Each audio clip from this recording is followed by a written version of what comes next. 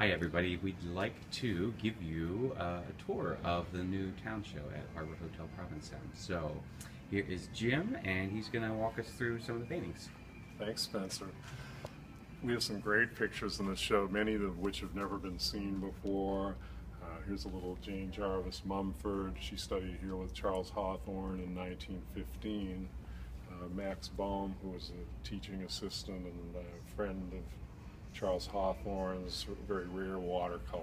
And he's related to Anne Packard. Grandfather? Grandfather. Okay.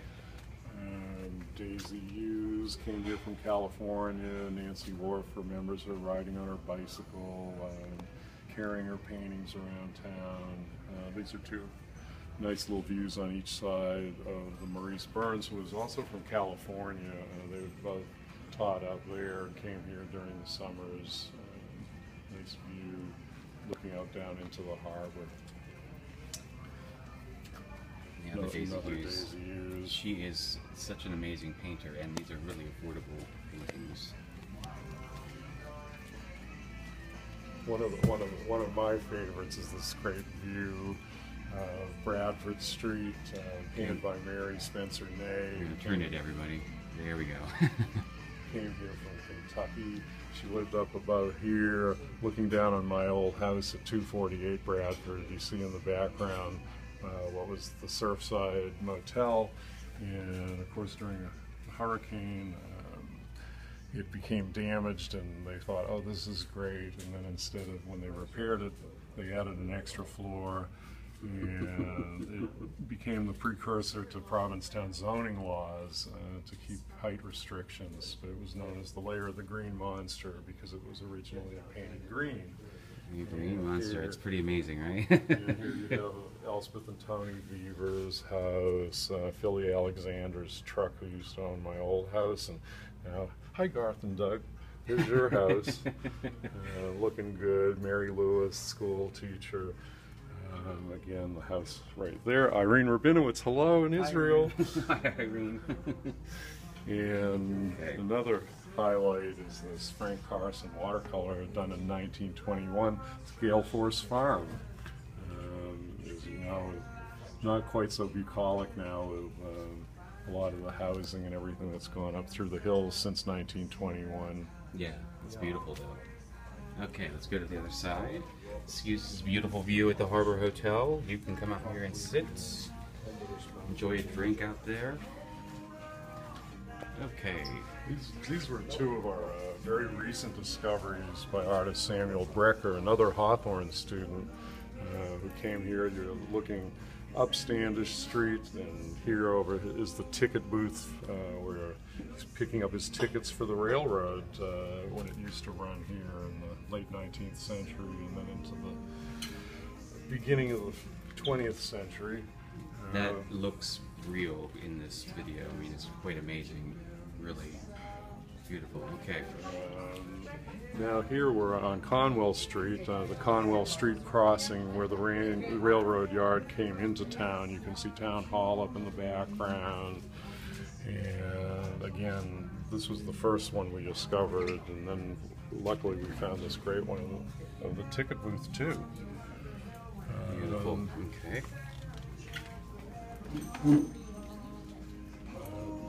Very unusual Philip Mallicoat painting that shows where Anne Packard's gallery is currently. It was Christian Science Church, and again you get that wonderful Mallicoat palette from his studies with Dickinson.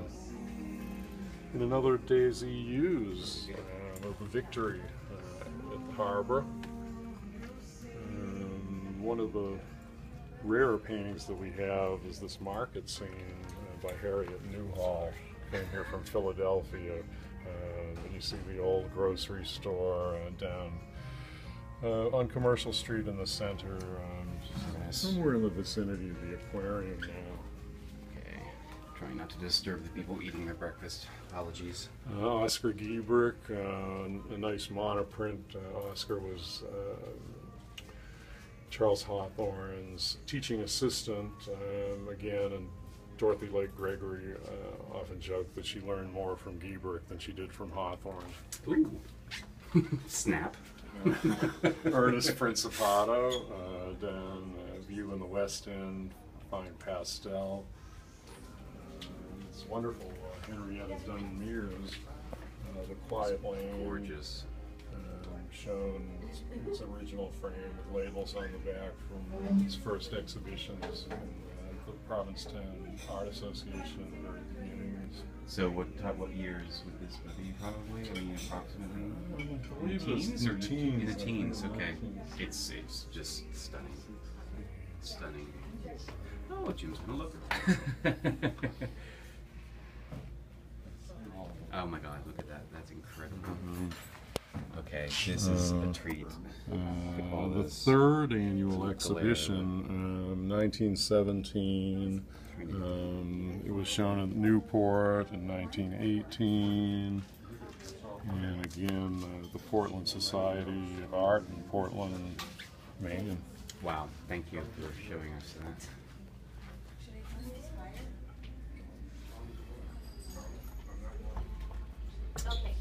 Okay. So come over here.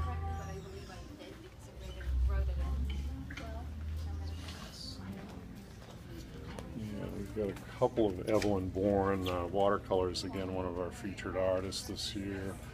You see Town Hall up in here. And then It's just amazing. Her watercolors of Provincetown are just my favorite things, I think. She showed. Well, I guess we could show the other one low on the Bourne track, St. Peter's, before it burned down.